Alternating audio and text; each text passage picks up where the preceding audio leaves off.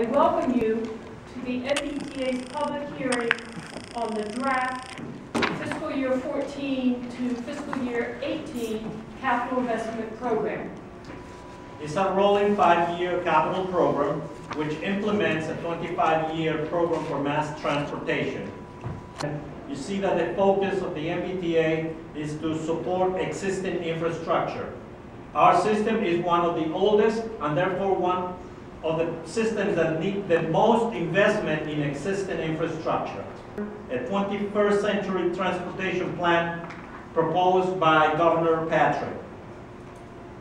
This program as a whole is a $13 billion statewide capital investment program over a 10-year span.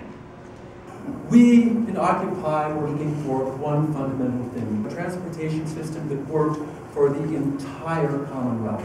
The most important part, I believe, which is to ensure that we have the funding to actually do it. So, how do you fix the deficit, end the war, and tax the rich? I think one way is to retire those buses, one thing. The board does have a policy in effect that mandates that the average life of our bus fleet be 8 years or less, and maybe you'd be happy to know that in the governor's plan, as soon as that's passed, we'll be looking at doing a fairly extensive and substantial bus order of new equipment.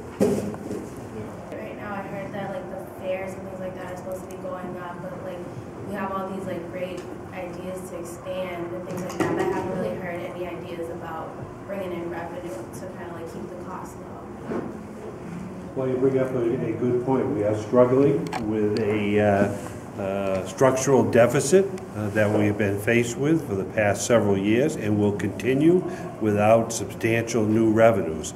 Included in the governor's way forward plan is funding to eliminate that deficit. Expand the length of the cars, insert a low floor center, and use them as a low floor accessible car. Speaking on behalf of Gerard this evening because our interpreter was not able to make it this evening. He said, quote, "I want more new bus shelters. There are more people who ride the bus because of new shelters." We don't necessarily own the property.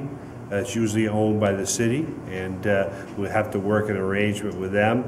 And to take a 39,000-pound bus to pick up 4 or 5 passengers is a tremendous burden on the team.